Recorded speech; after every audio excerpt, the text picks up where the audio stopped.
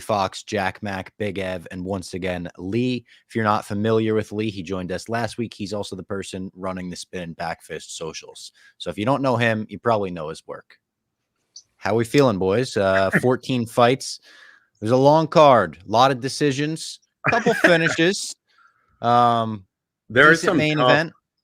There's some tough fights. Yeah, but I'd rather have them than no fights. You're not going to catch me complaining.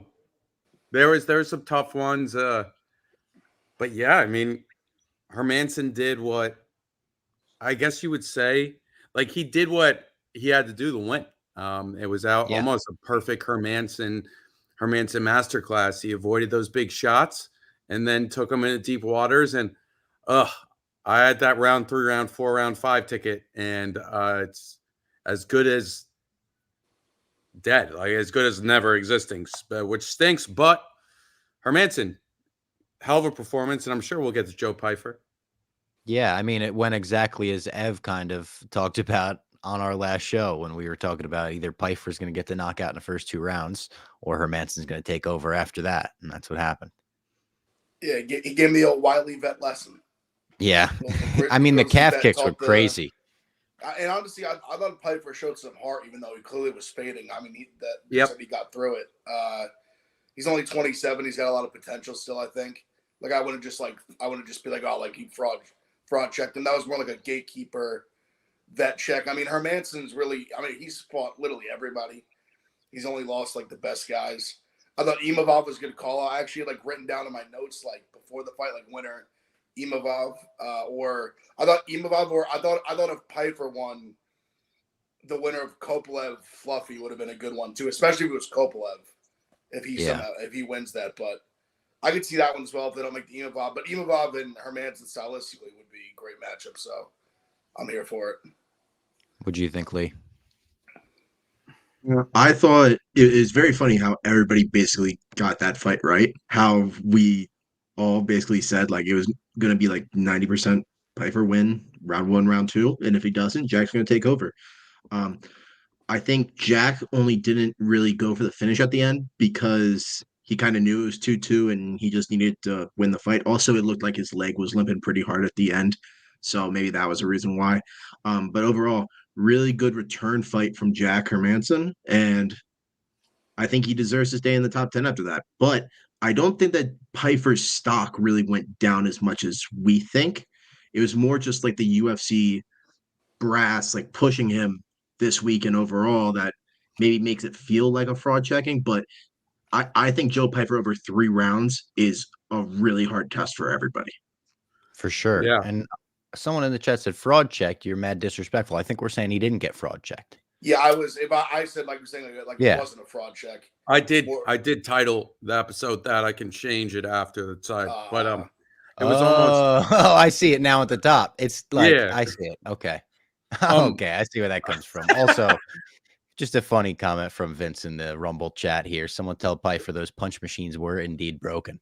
Oh. He landed some big shots. He did land some big shots in the first 2 rounds, just not the big shots. Hermansson rolled with them so well. It was very impressive. I agree with Ev, though. It wasn't a fraud check. It was more a vet check, like almost levels check. Yeah. We could see Pyfer. Like, I agree with Lee. I don't think his stock necessarily went down huge. It could have went up big. Mm-hmm. It was almost like his potential earnings went down a little bit. But, I mean, how old is he? 26? 27. Yeah, I still view him as like a pretty promising prospect. For sure.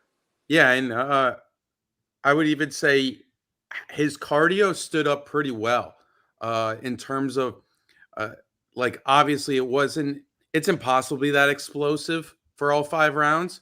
And we all know his first 2 rounds is where he's most dangerous. But it's at the end, I mean, he wasn't who was the guy who looked I think Prakhniau at the end looked like he was about to die. Like compare that to Pyfer, you know what I mean? So you have to give Pyfer a little bit of credit, even in a loss. Mitt Romney in the Rumble chat says, watch out, Gary GDM, for the prospects with this year, for how this year is going with the undefeated prospects. I think he means JDM, right? Yes, yeah. Geronime. Jermaine She's Durand to back. me. Yeah, she's back. She's back. We had a Belgium fighter. Speaking of she was Dutch, but yeah, I think what do we do with Pyfer next? So I think you give him if Kopilov loses to Fluffy, do Kopilov Pyfer. I love that. I mean, that would be a sick fight. Yeah, that's a good fight. I don't hate that fight necessarily. I just don't think that they will necessarily go in that direction, just because I think they view both of them pretty high, right? And Kopilov's also taking that fight against Hernandez short notice. So I think in the UFC's eyes, at least, I think that one's going to be pretty good. I could see one for Joe, even with the loss, Michelle Pereira, right? Beat his teammate in Andre Petrosky. He has a fight coming up soon at 299. So maybe you give the winner of Olechechuk and Pereira, you give Pyfer next. Mitt like Romney that. says give him Abus. Mitt the matchmaker. On to the co-main event. If you guys are good moving on to the co-main event, 50K Dan Ige. Holy shit. And he said, after the fight, he didn't want to do this to Andre Touchy-Feely. They're friends. They train together. He even said Feely's like messed him up in training. He's like, I knew I had to get it done quick because he's gotten the better of me before. But oh my God, starched him. The follow-up shot was cold too. It was a cold follow-up shot. That was on the ref. Follow-up unnecessary. Yeah. Oh yeah. But he stood over him and he didn't stop it. He had to. He almost gave him like the pause. Like, are you sure? Yeah, he said he had to put a stamp on it. He's like, I don't want to do it. I had to put a stamp on that win, and he put a fucking stamp on it. That was the right he landed was a missile. Yeah. That was a fucking missile.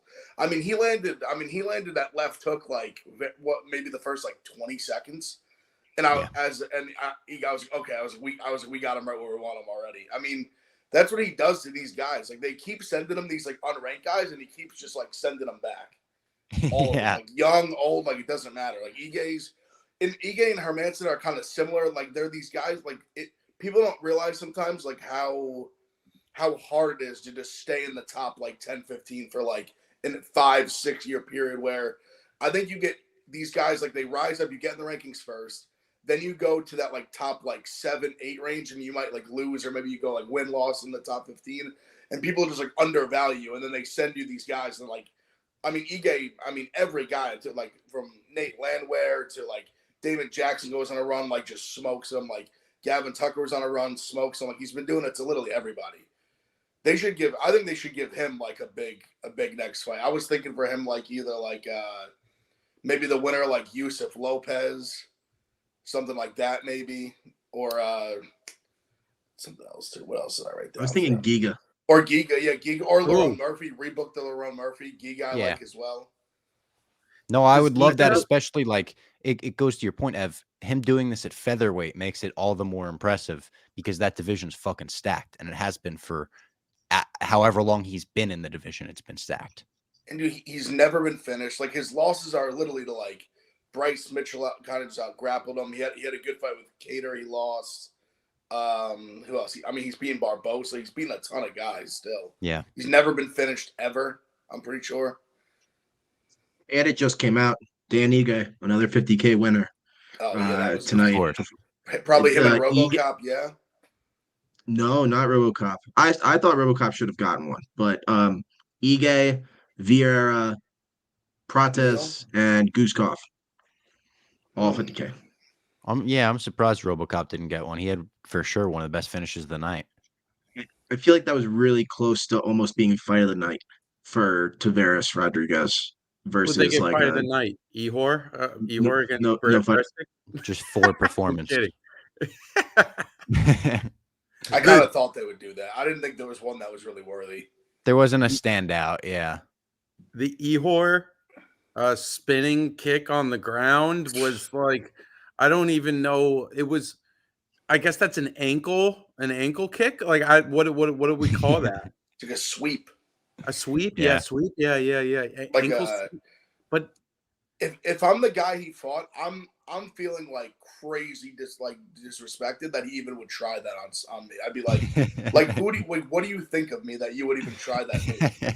Well, Ihor after the fight goes, like he told DC stay away from these hands, and then goes, "I'm future champion of the UFC," which I mean, every fighter thinks that. You got to respect him for that. But Ihor, I mean, he has 2 wins in the UFC now, and one of them had one of the most outrageous moves ever. The other one we saw, Ehor should fight with Tony Ferguson, but the other one we saw him Fortnite dance on Hua. I mean, like, come on, man! Like, this guy's unbelievable. He's a meme. Yeah, it's bad. This was good in the chat too. Ninja Kick, don't you play video games, DC? Cruz and DC just going at it like cats and dogs all night. That is an unbelievable relationship. I feel like they take the mic off and they just don't say a word to each other. They just walk in opposite directions. I feel like scrapping tonight. I feel like DC takes it more as like a joke, but Cruz seems serious. Yeah, they're both DC, but true. Dominic seems more serious. Like he just doesn't like Cormier. No, yeah, I'm not sure he does. One of the fights that I thought, like, if you were gonna give a fight of the night bonus out to Fernie Garcia versus Hyder Emil, this fight was mostly one-sided, but there were moments where Garcia would be like getting rocked up against the fence, throw one, and then rock Emil. Those moments, and we had that in another fight tonight. Which fight was that? We had it like twice tonight where I was like, holy shit, this is good. What other one? Yeah, he clipped him in that big sequence in like the end of the first round. Yep. What Adam Hurt? What other? Because it did happen against the cage later on. Now the fights tonight are kind of all blending into each other, especially all the decisions. Tavares and RoboCop was pretty fun. Yeah, that was a good fight for however long it lasted. I actually missed the finish live because my Xbox, like, it turns off if you don't touch the remote in fucking 4 hours or whatever. Right before the finish, the Xbox just turned off. It's like, turn it back on. The fight was over. It's funny how that happened to you. My Roku tonight was just being the absolute worst. It would just like stop in the middle of fights. It would send me back to the home screen. So I had to watch the last few fights on my computer. But I mean, RoboCop, I mean, he is what he is. When you don't catch him, he's scary, man. Because he keeps coming. Like we've seen him with some late finishes multiple times. And when you don't catch him on that chin, you could tell too how powerful those punches are. And on top of it, if you go to the ground with him, he's dangerous down there too. And he came on the third round and just decided, I want the fight. This fight needs to stop now. It almost felt like he could have did that at any time and had the same result. But he did get hit early, and he is a little chinny, obviously, like you just even cited. But that early exchange, Tavares, I caught him a couple of times. Like when they first came out trading that first like 2 minutes, I was like, oh my god, someone's gonna die like now. But then they really kind of got a little more technical. But he is a monster. I thought they should give him like maybe like Curtis. I think he should get a top 15. I could see Chris Curtis getting that fight, yeah. Or maybe like Delize. I don't know if they'd give him like that high, but I thought Delize. That was the fight for RoboCop. You like Delize? Rodriguez is awesome. RoboCop. Yeah, I like the Delize fight. I love Rodriguez, man. Like legitimately, probably one of my top 3 favorite fighters in the UFC right now. That dude, he brings it every fight, and he would be. I legitimately believe this. He would be a champ with close to 0 flaws if he didn't have a bad chin. He's like an 8 on. Well, that's a big if. That's what I'm saying. Yeah. Listen, the chin's huge. I obviously, like, Tavares was piecing him up a little bit tonight at times, but man, like, he has everything that you want in an offensive fighter. And I think he's the legitimate real deal. I would love the fight against Delize. I think he beats Delize 9 out of 10 times. If he's up there with your favorite fighters, you said it could be a top 3. Who would be the other 2? I'll go Volk, and I'll go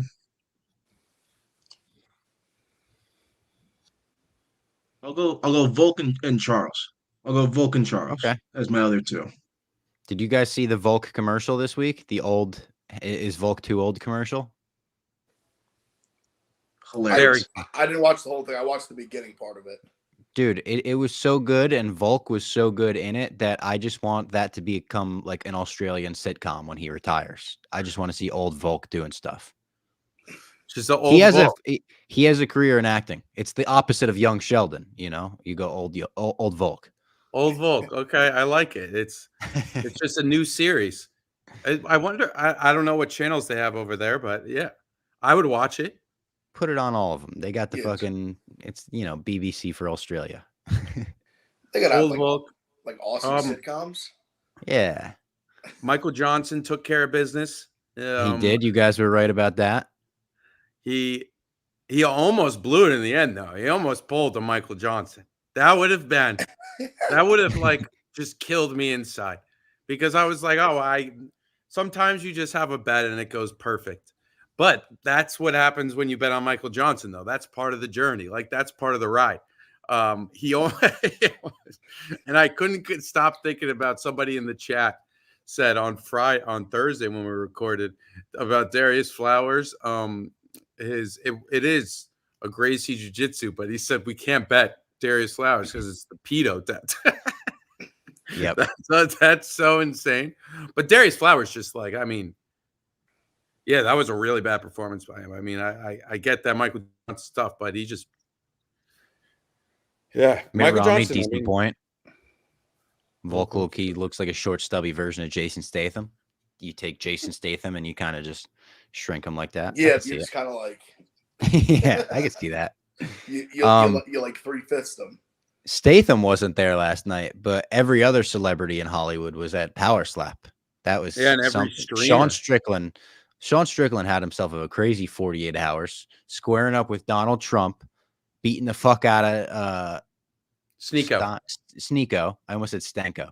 Sneeko, and then getting into it with MGK at Power Slap. And Dana White, his comments afterwards were so funny. I said in my blog, it was like a disappointed dad. What was the other thing? There was a fourth thing. Jake Paul. That's right. He accepted a fight with Jake Paul, and that fight can't happen. But Dana talking about Sean Strickland afterwards, him just being like, yeah, that wasn't a Machine Gun Kelly problem.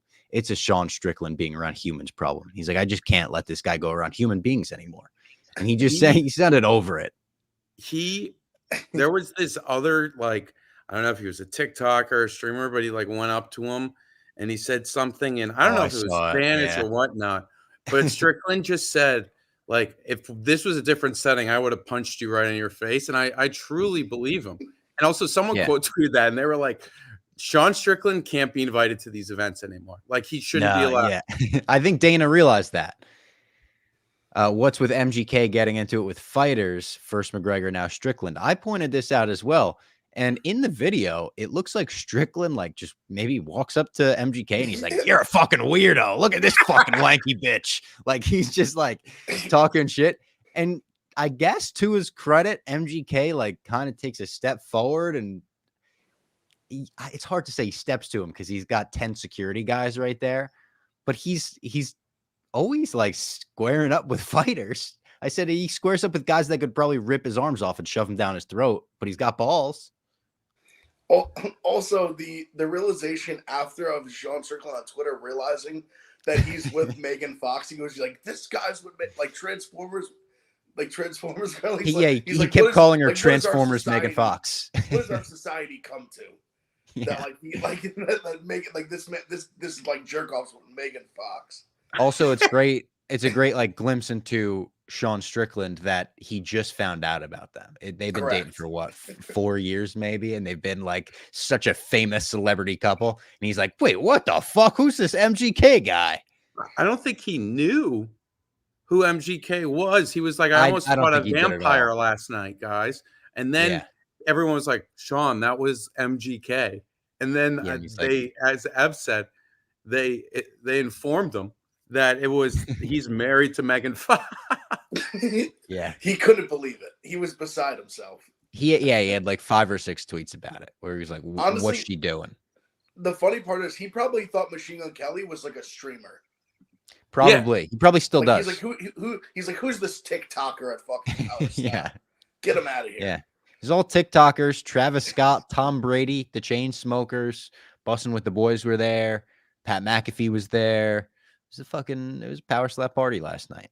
That might be the new. Dana said he modeled it after darts. Might be the new like pre-big UFC card party. After darts?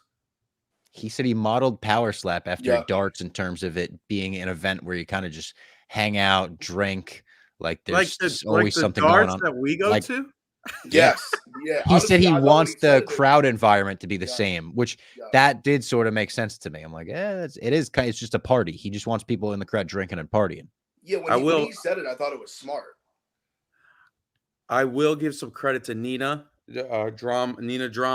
Marie. She was interviewing Cowboy, and he was like, if you want like knockouts, like CTE, brain injuries, this is the event. She said right away, you would know. Like, you did say that. I'll give that. That was like right off the bat. Like, that was good. By the way, I agree. I would love to be in the tunnel of chaos. I think we would all love to be in the tunnel of chaos. You say how much you want to win, and you win. That's how as easy as it is. Craziness. 11 people entered. 11 people walked out winners. Like just crazy. I would have been. The person that won the least won $5,000. Walked out of there with $5,000. Just a little 10 grand, just bundle of the hundreds. Oh, crazy, lovely, crazy. You say how much you want to win, and you win. That's as easy as it is. It's crazy. What else is worth bringing up on this card? I love as much. Lee loves Gregory Rodriguez, RoboCop. I love Rodolfo Vieira. Like, I think he's not championship level like Lee does, but I just love him. I don't know why. Me learning that he does 15-minute cold plunges is insane. Like he's really just like the ultimate alpha Chad. Like he's just like like he's definitely on juice. Or not allegedly. Don't definitely anyone on that. I mean, he comes from the jiu-jitsu world, which is like the place of but allegedly. And then he goes into the cold plunge for 15 minutes, which, by the way, you're not supposed to do more than like 3 to 5. He's gonna give himself frostbite. He really will, but he found the finish today or tonight. Good win by him. I still think nice to open the card with. Yeah, still think Armin Petrosian's a great fighter, especially like I don't know if he's top 15, but he's a good fighter. And Rodolfo, if he gets you down, he's dangerous. He's dangerous on that mat, obviously, but a big win by him. His wrestling looked a lot better tonight. I'll say that. Like I knew that Petrosian's takedown defense wasn't great. I think like people talked about it, like it's like below 40% or something like that, and obviously it's not improved with that fight. But man, it was really clean, and I thought that he could actually probably he could be a top 15 fighter. I don't think I'd be like that surprised if he just went on like a run of arm triangling Dukes. Like I don't know. He looked really good tonight. What else on the? I mean, we got the like Prates. Prates was awesome against Trevin Giles. That was like straight left from hell. And the picture I posted the I wonder if I could like somehow put it on. There's a picture of Giles on the floor, and his face is just He's out of it. You could see the power on his face. It was looking so good. Yeah, Giles was doing really great until the second that he wasn't. Yeah. And then he was just dead. But he was It's doing the same really good punch until that then. Prates won the Contender Series with, too. Like the exact same straight left where he thought about following up and it was just over. You know, he's got crazy power. He just starts really slow. You see that first round, he's so like he's just kind of just taking everything in. He's not super offensive. He's just throwing little kicks out there, like little oblique kicks, and then he lets that left go. I mean, that was a laser beam. And then we had Pragniow beating. Devin Clark's like a Pragniow. Clark was meh. We got Max Griffin beating Jeremiah Wells. Max Loma Griffin's and Bruno bum. Brazil. Oh, not Max Griffin. Sorry. Devin Clark's a bum. It's just like I think I've bet all of his fights. I've never gotten it right. When he wins, I lose. When he loses, I lose. Like it's just like I always lose Devin Clark. I mean, if you're losing the Marcin Pragniow, I think you should be cut. Like, yeah, it's harsh. They're both. I don't think they're both like whatever. They're just guys. I do think Jeremiah Wells and Max Griffin are two like pretty good guys. I mean, obviously Griffin's been around for a minute. I think that was like a razor thin fight, and I think Jeremiah Wells is still a guy that'll be around. Jeremiah Wells robbed. Who do you guys think won in the Rumble chat? I don't know. I don't know if I would say robbed. That's one of those where I saw it going either way. Any more interviews on the channel? Yes, we're doing some more interviews very soon. Aaron Pico. We've got Jason Jackson. Some more on the horizon. Monday, look out for that. John Anik. It'll be a good one.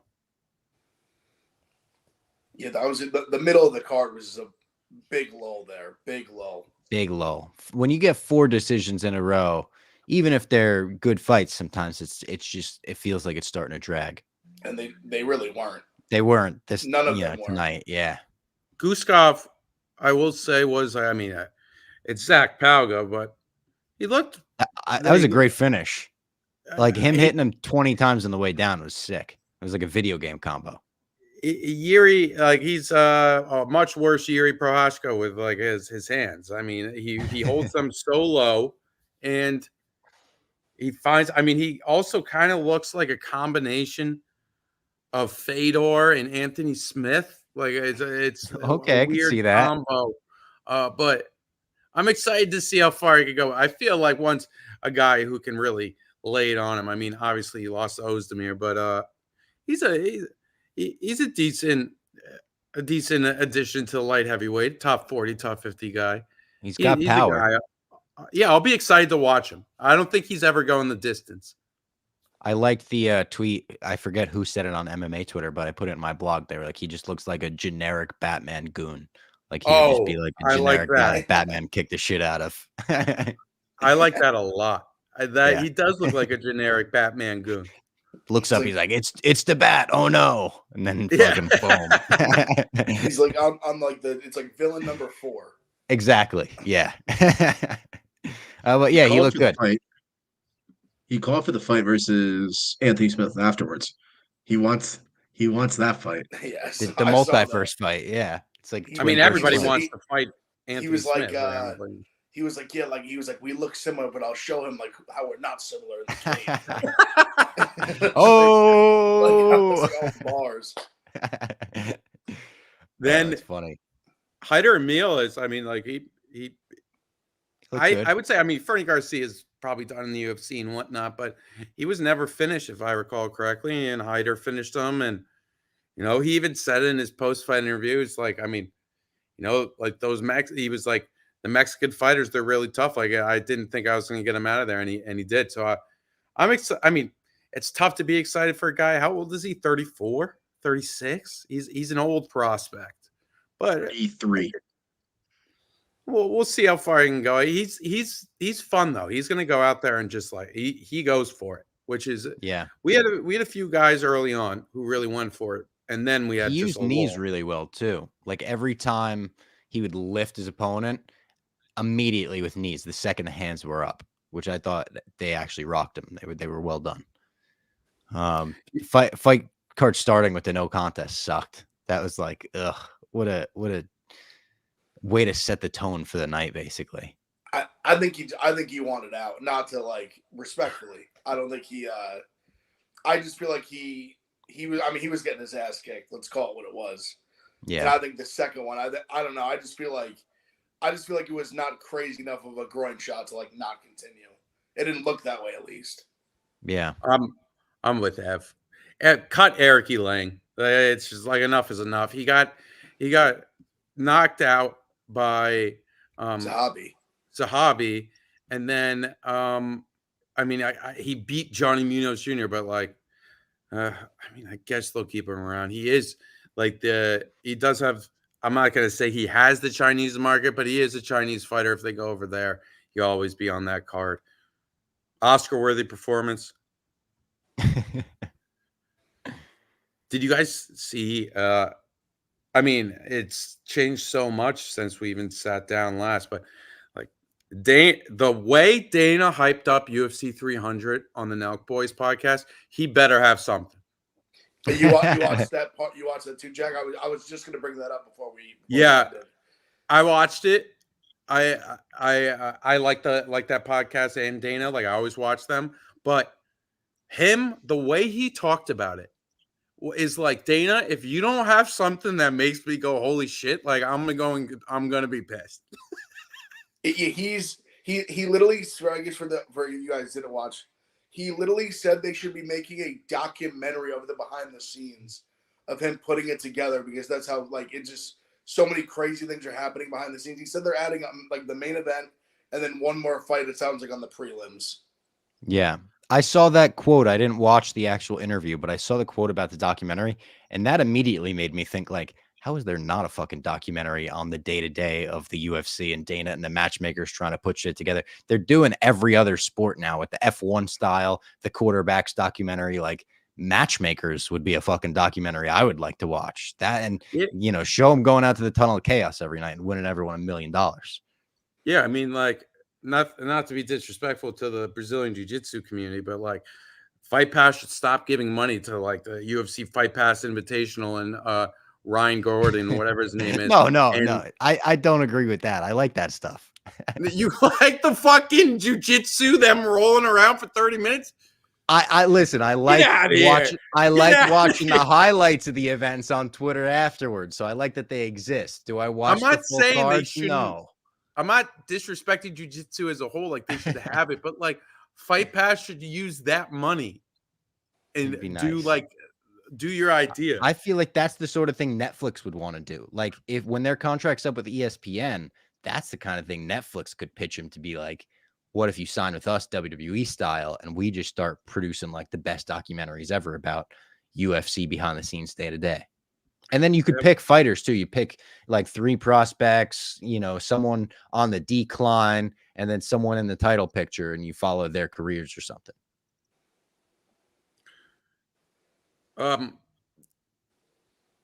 John Jones said that he was offered the main event for UFC 300. Who knows if that's true or not? Do you not believe that, Lee? He's just tackling dummies in Australia, and New Zealand. Insane. Like, what are we doing? That like, makes you're. Go ahead. That makes me think. Well, how bad was the injury? I mean, he was like, it looked like he was just doing a football drill full force. 3 months after his supposed, or maybe it's 4 months after his supposed injury on his pec. Like, that makes me think he's fully healed. Like, if he's doing football drills, and he got surgery too. Like, it wasn't like, like it's like, yeah. Also, and it wasn't slow motion. He fucking went for it. Yeah. I'm trying to think. So, I mean, it was obviously for the main event in November. So it obviously happened like 3-4 weeks before that. Like, what was it? Like, end of October. I could see where if he had the surgery, he'd be good to like, I mean, he just kind of like tackled the guy into a pad. I could see where after 4 months he's like in. I mean, he wasn't like playing tackle. Like, he wasn't like on the field, taking live reps. He just like but tackled the guy like onto literally a mat, and like yeah. a big, like a thick mat.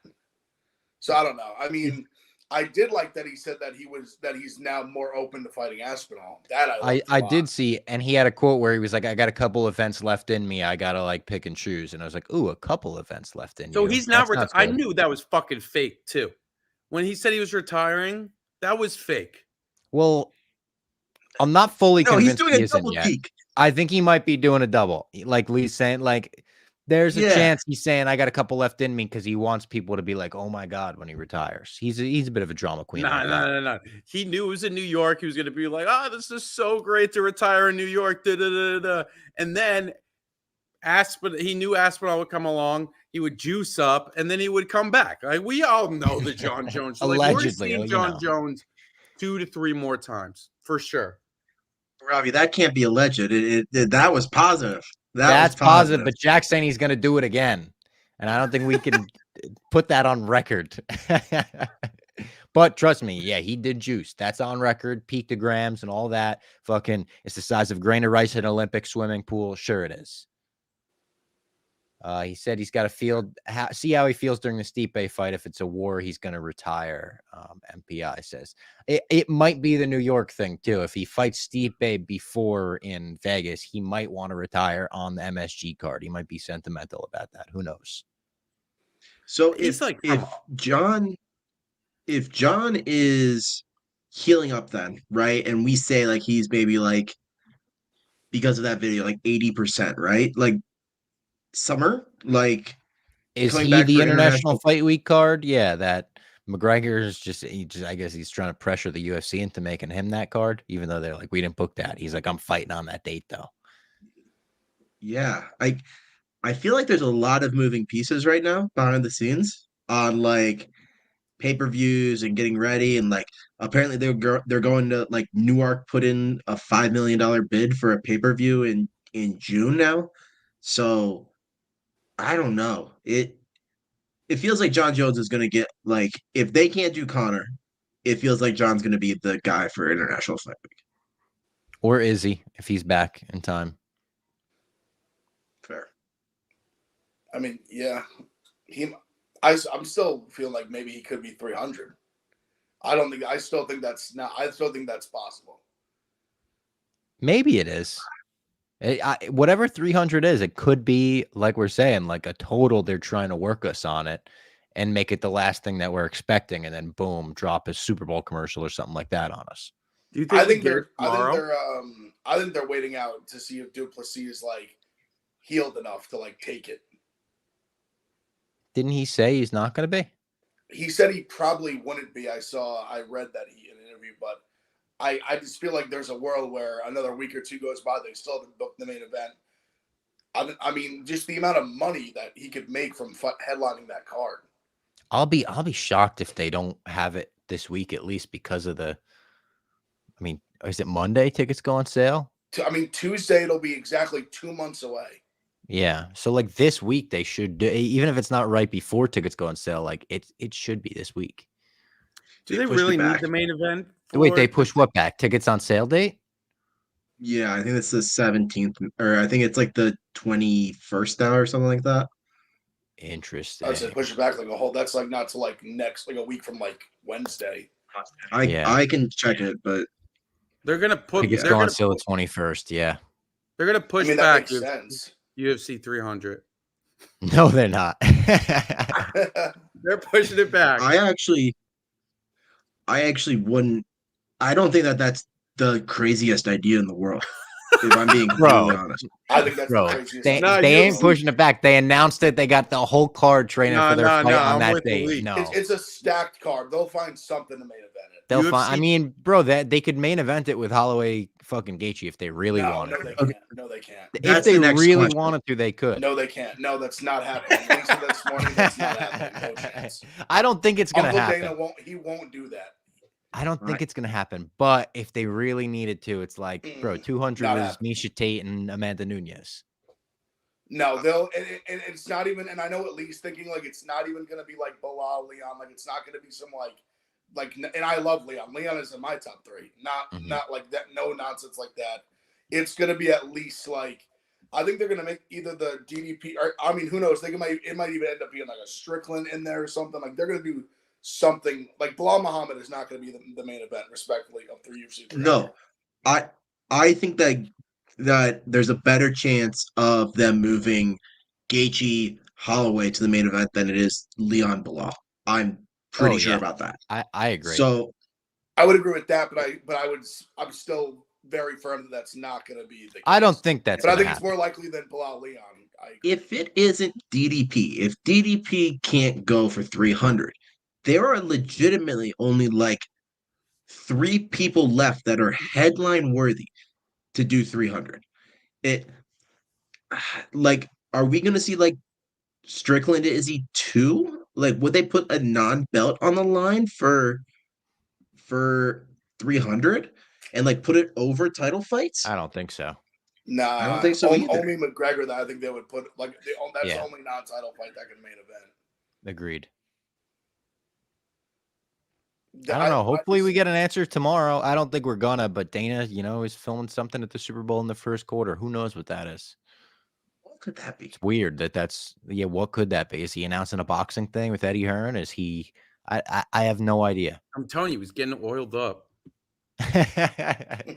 Oiled up live at the Super Bowl. I'm with Lee.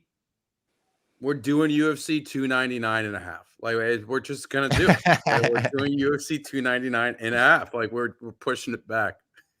I got faith. They're gonna pull something out of their ass, and we're gonna be I have faith too. I have faith. Yeah. Lee don't. I see it on his face. He doesn't have any. Dana just knows. Like Dana just knows better. Like he just won't. Like he'll pay somebody whatever he needs to pay them. Like he'll make something happen. Like I truly believe like something he will make work. By the way, fucking Elon stood up the UFC tonight. I think. Yeah. I don't know if he told anyone, but Dana was like, "Oh, Elon's coming to the fights." No sign of Elon. Was that the supposed UFC 300 main event? Is it Elon Zuck? They were finally going to book that fight and put it on in the. I don't know, but I tell you what, I'm getting in line behind Zuckerberg now to challenge Elon to a fight. You don't stand up Dana White in the UFC. That's disrespectful. I was saying he's going to officially he's officially a Zuck guy now for life. Zuck guy. Shout out Meta. Zuck shows up. Yep. Zuck shows up for Mackenzie Dern headliners. Yeah, and he clears the place out. He's like, I want to be focused, no distractions. Nobody else is allowed to come. Dana wasn't even there tonight, I don't think. I didn't see him in the crowd. Fight. Oh, okay. He was? I think he went just for the Pyfer fight. He was probably in his office. He's got the corner office that's literally like 20 feet from the octagon. It's got huge screens everywhere, and he likes talking to the booth, the truck, and all that. I would assume he was in the room for most of it. Yeah, he was probably on the phone making booking UFC 300. What's Lee doing? What's Lee doing? Is he reacting to this comment? No. I was not. I look on Twitter for 1 second, and Chael Sonnen's roasting high school wrestlers. About what? about losing a state title, like in PA. I knew of them because they're PA wrestlers, but it's what pain are you nerds feeling? By Chael Sonnen. Oh man, he said that to like high schoolers. Yes. Calling them nerds. It's tough. That's Chael though. That's the bad guy. All right, that was UFC Vegas 86 edition of Spinnin Backfist. We will be back next week for a bunch of interviews. Like we said, Anik, Aaron Pico, Jason Jackson, a bunch of fun stuff. So subscribe on Rumble, wherever you can find the show. It's on the podcast feed and everything. So thanks for tuning in. We'll talk to you then.